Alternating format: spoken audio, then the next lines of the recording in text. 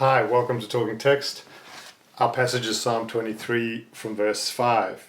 You prepare a table before me in the presence of my enemies. You anoint my head with oil. My cup overflows. Here David changes the picture a little bit. He's been talking about shepherding and sheep, and he now changes to a picture of a meal, a dining situation. And he says, God, you are the one who prepares a meal for me. David, having just described going through the valley, the deepest, darkest valley, the dark valley of the shadow of death, he says, God, you are preparing a table in the presence of all mine enemies, in the presence of all this darkness. God is preparing a table. What a great picture that God is not hindered or dethroned or upset in any way by our circumstances or even by evil. God is the sovereign King of the universe who is not shaken by anything. So here is in the middle of this deep darkness, God preparing a meal. A meal is a symbol of intimacy and fellowship and communion. And so David's saying, God, you are preparing. Notice how God is doing the preparation. God is doing all the work. All the heavy lifting is on God's side.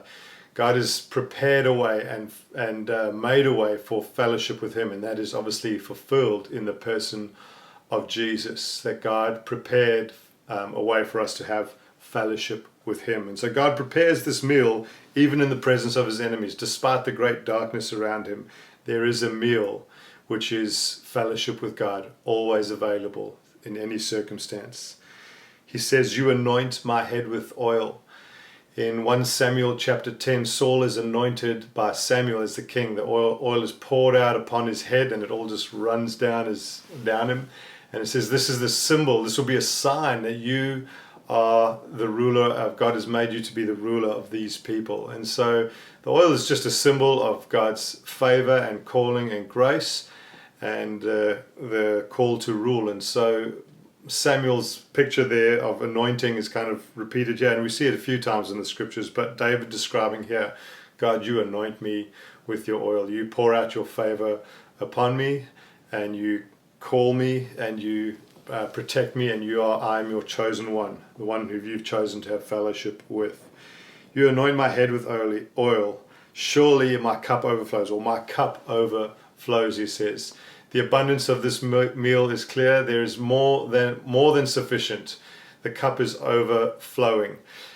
In the person of Jesus, who prepared restored fellowship with God, that cup is overflowing. The cup of God overflows and fills our cup. We have all that we need in this beautiful meal that, which obviously this kind of, if you look at it, is certainly hinting and pointing at the communion meal where Jesus' body and blood is represented, where that Jesus poured out for us, for our salvation, for our fellowship with God. And so He prepares the table before us in the presence of our enemies. We have all that we have. We are favored and anointed still, and our cup overflows. Thanks for letting the text talk.